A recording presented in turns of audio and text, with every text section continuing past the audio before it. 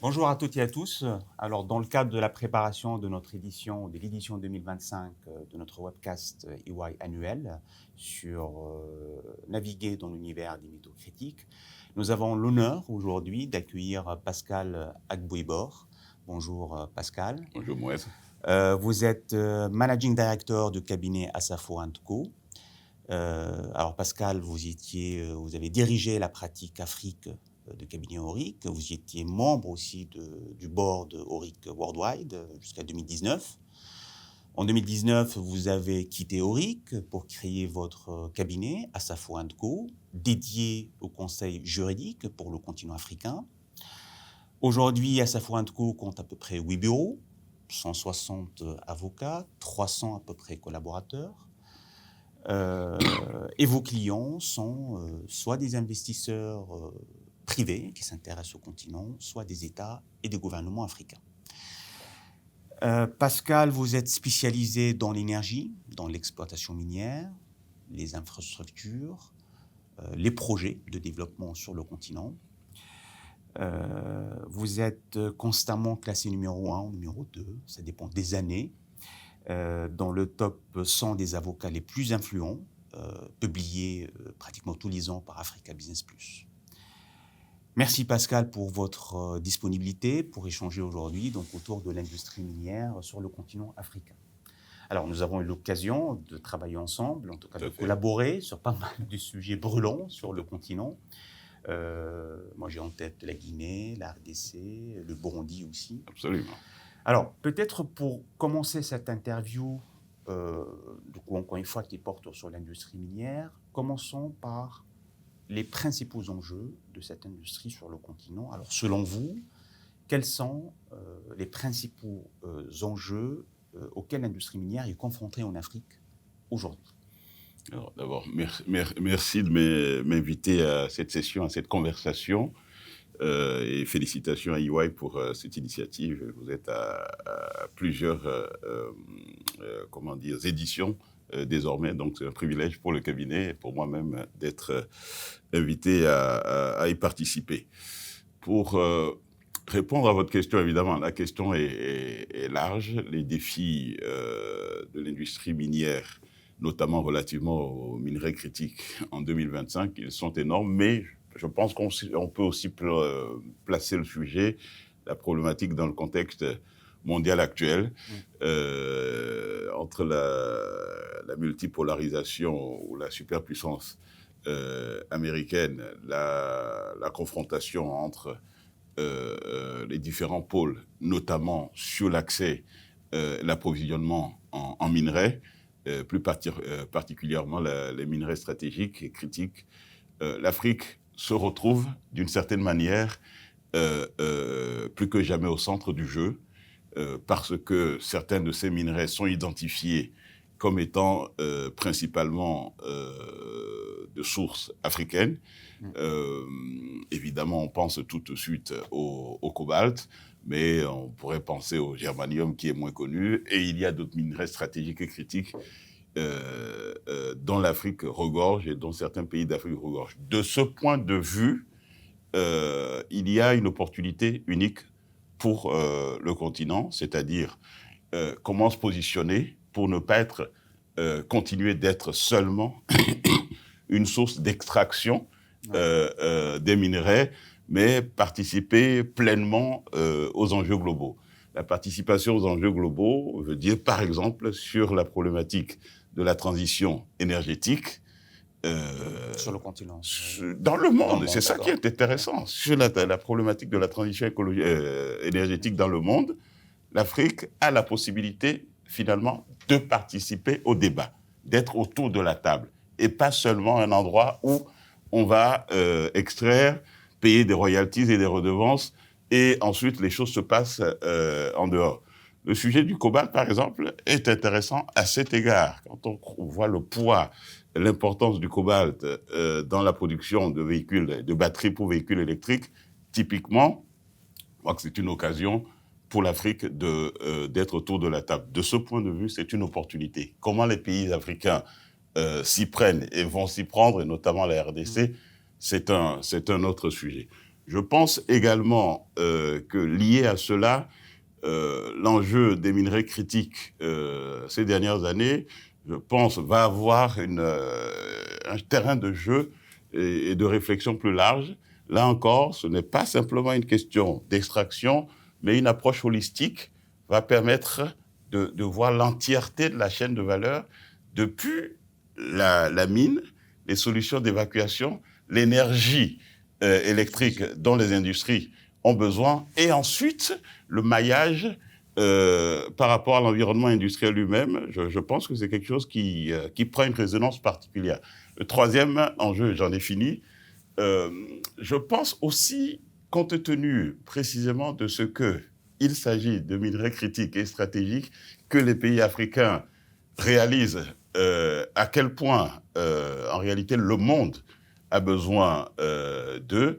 Ça veut dire qu'il y a une opportunité également de tenter de participer à l'évolution, ou en tout cas oui, à la fixation des cours. Je pense qu'il y a un sujet là. Alors, il y a des initiatives de ci, de là. La RDC décide le ban sur le cobalt. Le Gabon vient de prendre une décision concernant le manganèse à partir de 2027. Donc, il y a des initiatives. Je pense qu'on n'est qu'au début de ce processus. Mais très clairement, oui, il y a des enjeux nouveaux, d'opportunités pour l'Afrique, pour autant que les pays africains comprennent que c'est un système global, qu'il ne faut surtout pas s'imaginer les uns contre les autres, mais c'est tous ensemble. Alors, c'est intéressant, je vais partir de ce dernier constat. Donc, aujourd'hui, effectivement, enfin, voilà, le continent a toute sa place, comme vous dites, dans l'échiquier de la transition énergétique. Donc, les investisseurs, bien évidemment, aujourd'hui, ils ne peuvent pas ignorer le poids que pèse le continent africain. Alors, aujourd'hui, beaucoup de voix s'élèvent pour plus d'équilibre, on va dire, dans le rapport de force entre les États, les gouvernements, enfin les États africains et les investisseurs, pour aller plus vers des relations win-win. Alors, que voyez-vous aujourd'hui comme sujet d'actualité autour de ces relations win-win, un peu que les investisseurs ou les pays africains essaient d'atteindre? C'est une question difficile.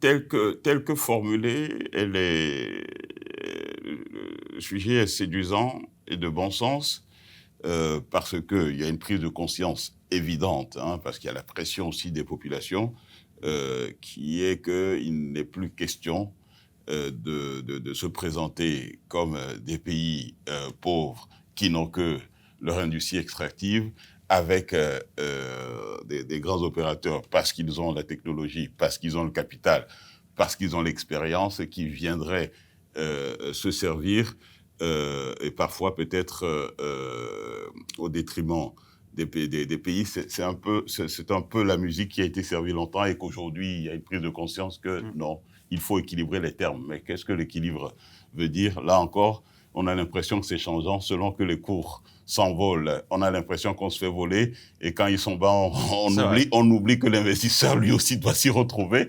Donc, il y a cette dynamique à surveiller en permanence.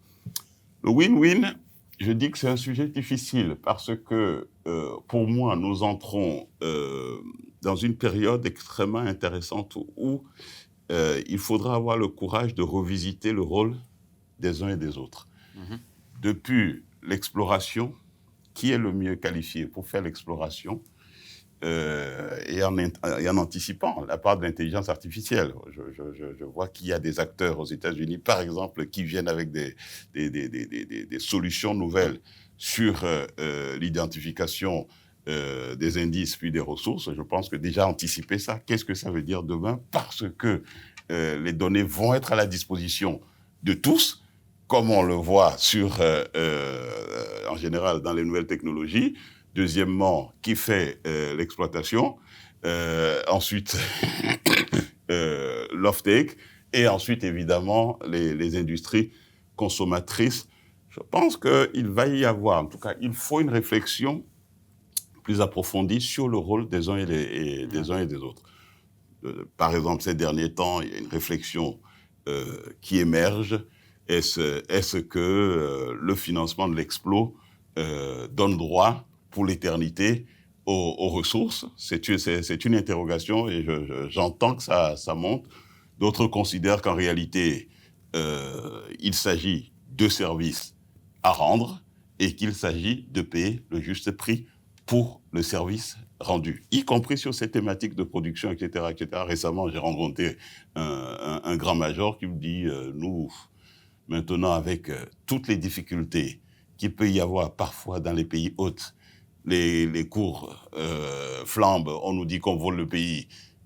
Quand ça baisse, on oublie que nous sommes potentiellement en train de perdre de l'argent. On se demande si on ne va pas laisser la production à d'autres acteurs, parce qu'au fond, ce qui intéresse nos clients ultimes, c'est d'avoir accès aux minerais. Donc chacun son métier et peut-être redéfinir les principaux acteurs. Donc je pense que le vrai win-win n'est pas là où on croit, c'est-à-dire en définitive l'éternelle question de répartition des revenus, et les grands majors considèrent qu'en réalité, ils payent plus que l'État ne veut le reconnaître, parce que dans les revenus des projets miniers pour les États, parfois on ne voit que les redevances et les royalties, là où, par le biais de la sous-traitance, par le biais du contenu local, les acteurs miniers considèrent qu'il y a des avantages qui restent dans le pays. C'est pour ça que je dis que ce n'est pas seulement une problématique de répartition de revenus, mais c'est une réflexion renouvelée sur toute la chaîne, qui fait quoi, pourquoi faire et à quel moment. Je pense que si on entre dans cette réflexion plus approfondie et peut-être audacieuse, alors oui, il y a un équilibre win-win qui sera peut-être aisément trouvé. À ce niveau, les amis, on n'a pas besoin nécessairement d'un acteur venant de telle région du monde. Peut-être qu'il y a des locaux qui peuvent le faire. Par contre, on sait aussi que ce qui vous intéresse, c'est l'accès aux minerais, et à quelles conditions ça doit se passer entre les deux. Il faudrait peut-être songer que demain, l'Afrique, c'est 2 milliards d'habitants, et qu'une partie des minerais doit rester sur le continent pour l'industrialisation, pour la consommation, ce que nous n'intégrons pas suffisamment. Alors c'est le dilemme qui est c'est le challenge auquel sont confrontés les gouvernements. C'est-à-dire, qu'est-ce qu'on fait de ce minerai? Est-ce qu'on l'utilise pour notre propre développement, ou est-ce qu'on va plutôt essayer d'aller chercher une rente immédiate? Absolument. Et du coup, le vendre un peu à quel prix, à la juste valeur, etc. Très intéressant. Alors, ça nous amène aussi à un autre sujet. Alors, en tout cas, on observe aujourd'hui, peut-être à tort, en tout cas une énième vague, alors une troisième ou une quatrième, je n'en sais rien, là aussi de nouveaux codes miniers, de nouvelles modalités contractuelles, toujours un peu à la recherche de ce win-win. Mais comme vous l'aviez dit, en fait, il faudra peut-être un peu réfléchir avant tout sur les fondamentaux et sur ce que j'appelle les indicateurs qui vont nous permettre de mesurer ce win-win. Mais en tout cas, aujourd'hui, il y a pas mal d'évolutions. En tout cas, on assiste, on voit un peu par-ci, par-là, des codes miniers un peu qui essaient un peu de se rénover. Alors, je pense que motivé par le fait aussi que chacun il souhaite attirer des investisseurs. Donc, il y a cette concurrence, on va dire, interpays au niveau du continent, mais aussi la concurrence du continent dans sa globalité avec d'autres régions du monde qui abritent des ressources minières. Donc, qu'est-ce qu'on voit aujourd'hui en matière de code minier, de nouveautés en matière de modalités contractuelles? Est-ce qu'on est toujours dans le statu quo, ou est-ce qu'il y a des nouveautés en la matière? Et quelles seraient ces nouveautés? Oui, effectivement, on est à nouveau à une vague de nouveaux codes miniers, même si en réalité, sur la structure d'un code minier, son contenu, les fondamentaux sont là, ne bougent pas tellement. Peut-être ce qu'on observe et qui est en lien avec ce que j'ai dit plus tôt tout à l'heure, pour le pays hôte, après, est-ce que c'est suffisamment attractif pour l'investisseur? C'est un questionnement, mais en termes de nouveauté, moi, je recense l'accent de plus en plus mis sur la sous-traitance, mais la sous-traitance avec la notion de traçabilité, il ne s'agit plus pour le grand groupe international de venir avec ses affiliés, son écosystème, mais une sous-traitance qui vise à laisser de la valeur dans le pays hôte. Je pense autant ces clauses, ça fait 30 ans, elles figurent dans les conventions minières, mais je pense qu'il y a une volonté d'application plus systématique, avec, dans certains pays ces dernières années, la volonté de remettre en question la concession si il n'y a pas une application rigoureuse et effective. C'est ça la nouveauté. Autant avant, le principe est inscrit. Et puis après, la sous-traitance, on va découvrir que dans la société sous-traitante, parfois, il y a encore des sociétés étrangères qui ont la majorité. Je pense que ce qui est en train d'être visé, c'est que, les amis, à la fin de la journée, il s'agit aussi d'entretenir un secteur privé local. Il s'agit aussi de faire participer le maximum d'acteurs, et si possible d'acteurs locaux. Donc, le sujet de la sous-traitance est probablement un des sujets les plus prégnants dans les nouvelles licitations, avec, je pense, une prise de conscience des grands groupes qui aussi sont intéressés. Il n'y a pas de raison nécessairement de faire venir des prestataires de 3000 km s'il y a des gens sur place qui sauraient faire. Absolument. Donc, il ne faut pas non plus de méprise là-dessus. Les investisseurs ne sont pas contre. Ce qu'ils veulent, c'est que ce soit fait timely, de la bonne manière, dans les règles de l'art. Dans les règles de l'art. Et si c'est fait, tout le monde est gagnant. Là, le win-win, par exemple. La deuxième tendance, c'est la volonté d'industrialisation, ou en tout cas de création d'une plus grande valeur localement. Donc, vous allez avoir des stipulations, des dispositions dans les codes, puis des stipulations dans les conventions tournant autour des raffineries ou tout ce qui va toucher la transformation locale. Là encore, c'était énoncé dans les codes et dans les conventions auparavant. Je pense qu'il y a une attention plus accrue désormais sur la mise en œuvre. Et il se trouve qu'il y a quand même quelques initiatives et des projets qui sortent de terre, et donc c'est une bonne chose. La troisième tendance, mais on est au tout début, c'est ce que j'ai essayé de viser tout à l'heure en parlant d'approche holistique, c'est qu'il va y avoir de plus en plus un lien, sans créer d'obligation, mais un lien entre le projet lui-même, le projet minier lui-même et les infrastructures. Des solutions d'évacuation et la production d'énergie. Je dis bien, je pense qu'il y a une prise de conscience qu'il ne s'agit pas de créer des obligations, mais le seul fait, pendant la négociation, de sensibiliser tout le monde que, à l'occasion d'un grand projet minier, il doit y avoir une possibilité d'avoir un impact autre que le tonnage qui a augmenté dans les exportations du pays, parce que c'est pas ce bien. Plus de mutualisation. Ça peut être plus de mutualisation, mais aussi intégrer la composante un peu service, c'est ça? Non, c'est intégrer la composante énergie, la disponibilité de l'énergie. Pendant longtemps, c'était la responsabilité de l'État. Maintenant, l'investisseur voit bien qu'on peut participer, encore une fois, sans que ce soit une obligation, mais participer à la disponibilité d'énergie. En gros, financer et être un acheteur captif. Je pense que c'est quelque chose qui revient avec là encore une compréhension tout à fait réciproque de part et d'autre. Et ce qui est intéressant pour les États, c'est que vous leveragez sur les projets les plus transformatifs et les plus bancables pour transformer votre propre pays. Quand vous prenez l'exemple de Simandou, qui est d'une autre dimension, mais c'est un exemple aussi de ce que le projet minier connecte tout un pays, va créer un écosystème sur l'itinéraire.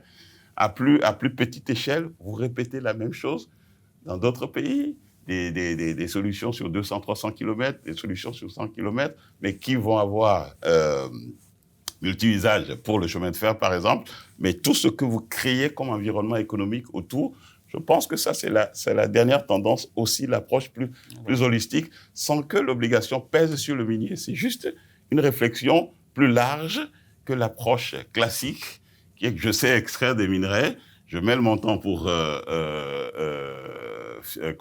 construction de la mine, éventuellement, si c'est pas trop cher, on voit comment on évacue, sinon on charge des camions. Je pense qu'il y a une sensibilité à ce qu'il y ait une réflexion un peu plus large, sans oublier, évidemment, que celui qui investit doit gagner sa vie. Bien sûr, bien sûr. Alors, toujours pour rester un peu dans ces nouveautés de code minier, vous n'avez pas parlé un peu de ce qu'on voit aujourd'hui au Niger, au Mali. Est-ce que ça reste des exceptions?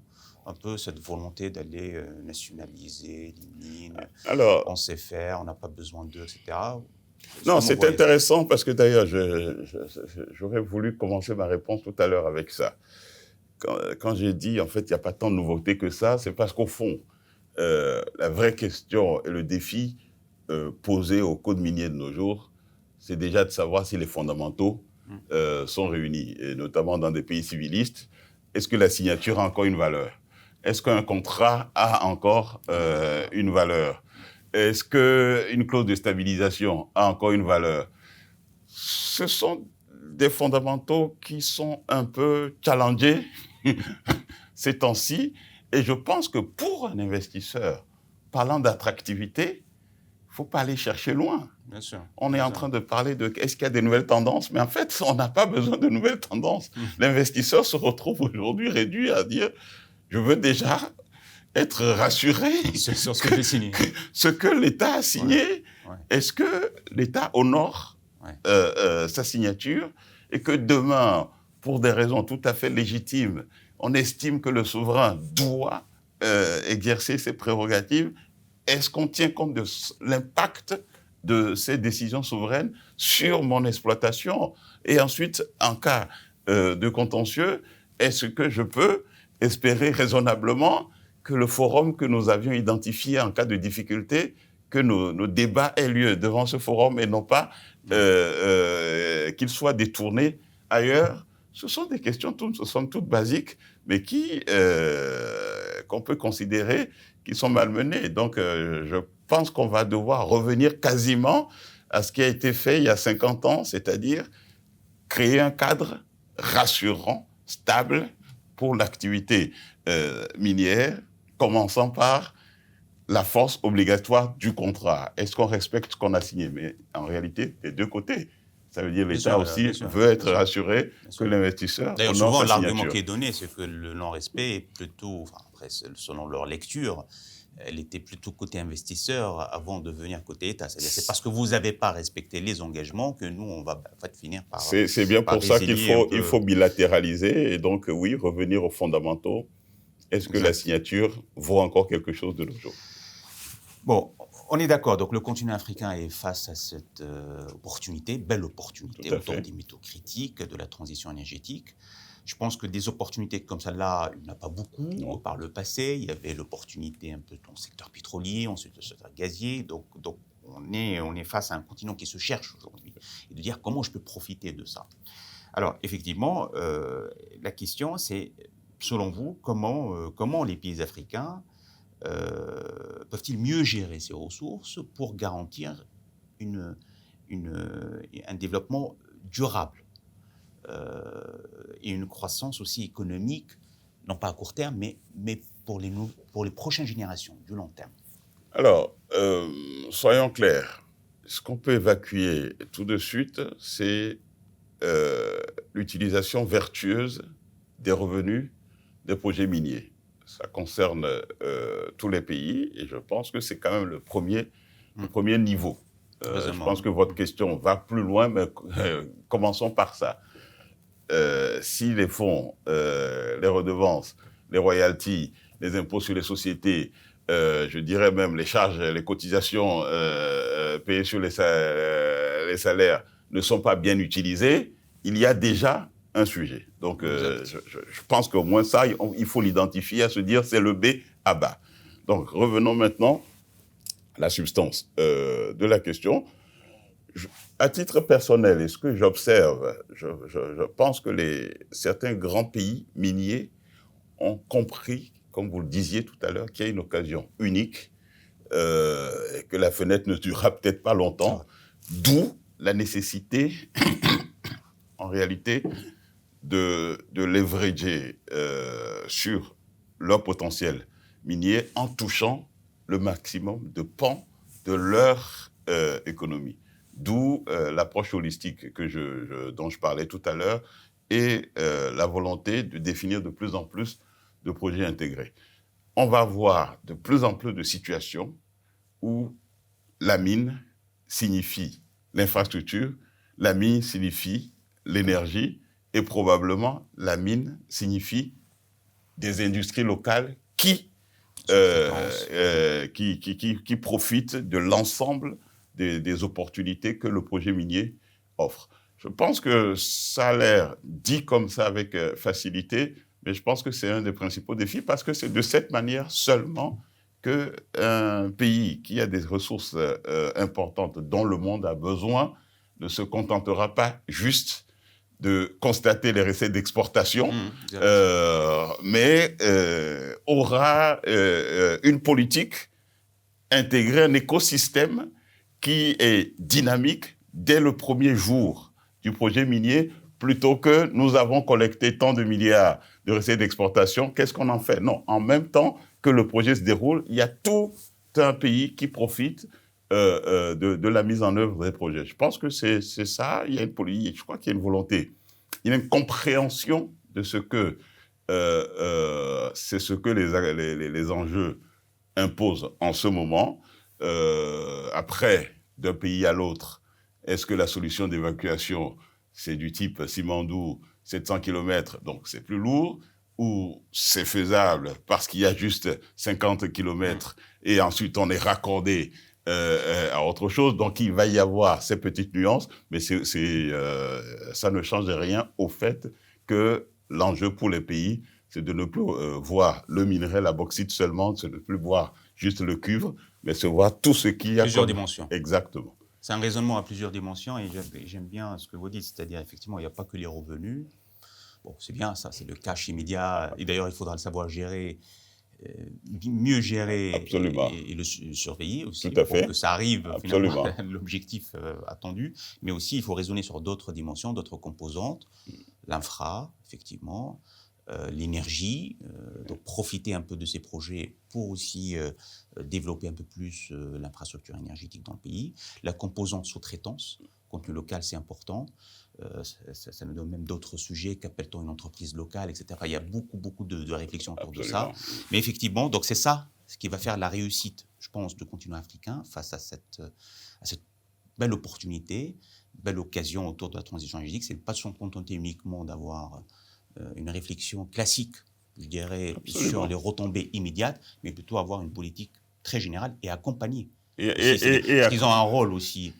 Et accompagner, je vais vous dire, si on a encore quelques secondes pour aller plus loin, là on a touché à l'évidence de ce qui concerne le projet minier lui-même. Mais en fait, vous poussez plus loin, vous allez voir que ça touche l'immobilier parce qu'il faut des infrastructures d'accueil aussi, loger les gens, loger les ouvriers, loger les cadres, loger les visiteurs. Donc, si on va plus loin dans l'écosystème, annexes, connexes à l'industrie. Il y a l'industrie du tourisme, ou en tout cas du résidentiel, de l'hôtellerie business qui est liée. On l'a vu en Guinée. Bien sûr. La multiplication des projets a conduit quand même à la construction. Et à l'amélioration de l'offre hôtelière. Et donc l'intégrer également, l'agriculture également. Donc c'est juste pour dire qu'effectivement, si on a cette vision multisectorielle et intégrée, je pense que l'effet des multiplicateurs, il est énorme. Mais ça requiert des visionnaires. Absolument. Comme vous dites, c'est une vision intégrée. Donc ça requiert plus des visionnaires pour un peu accompagner et faire profiter un peu cet enjeu majeur sur la transition énergétique. Pascal, merci beaucoup, très riche. Merci de cette contribution, de ces insights qui émanent un peu d'une expérience de plusieurs années sur le continent et dans l'industrie. Merci beaucoup, Pascal. Merci à toutes et à tous et à très bientôt.